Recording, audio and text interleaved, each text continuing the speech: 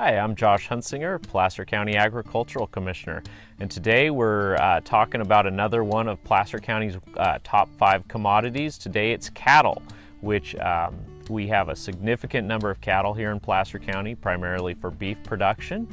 We're out here at the Bruin Ranch, and I'm here with Bruin Ranch Manager Joe Fisher, who's going to tell you a little bit about the operation out here.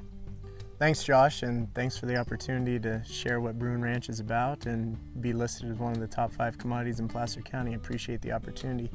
Bruin Ranch was established about 15 years ago. It's a strictly purebred Angus operation.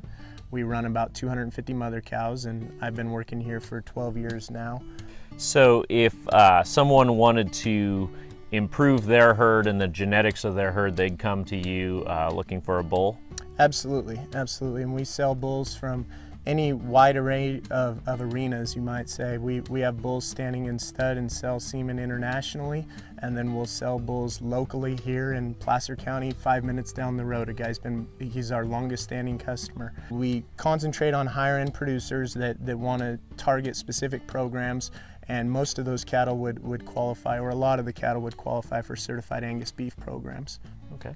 And you know, I've heard it said when you're a livestock producer, you're really farming grass and forage, and the livestock's almost like a byproduct of that. So that's kind of, in my opinion, Josh, that's the untold story and value of livestock, is we're taking low quality, undigestible forages and we're converting them into one of the highest quality digestible byproducts, which would be protein and beef that could go out into the masses. And all the while, these landscapes and these oak savannas were created with the intention of being grazed by large herds of large ruminant animals. If we could use these animals to mimic the intentions in nature and create that soil churning in this brittle environment, that's what creates the fully functioning microbe population. That's what keeps our soils correct and helps with the carbon sequestration and the water retention in the soil, which as you can tell, I'm super passionate about, and I think that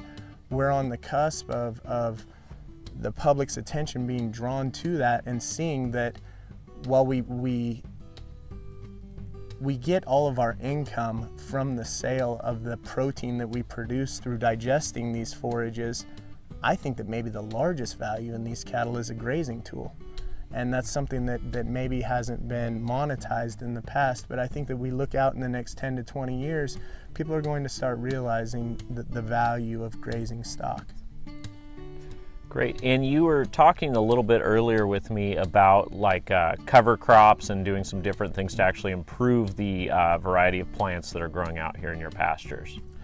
The initial goal is to try to, and it started off as being a little bit lazy, to be frank, but I want to have the minimal inputs possible in our operation, and that's what keeps our bottom line correct. The more I pay for labor and our employees going out and doing things, the more it affects our bottom line, obviously. So if I could use cattle and I could use nature to do the work for me, this plot of land here, it was actually a new irrigation crop, and I wanted to get rid of the compaction that may have been there without tilling or using alternative mechanized methods of churning the soil.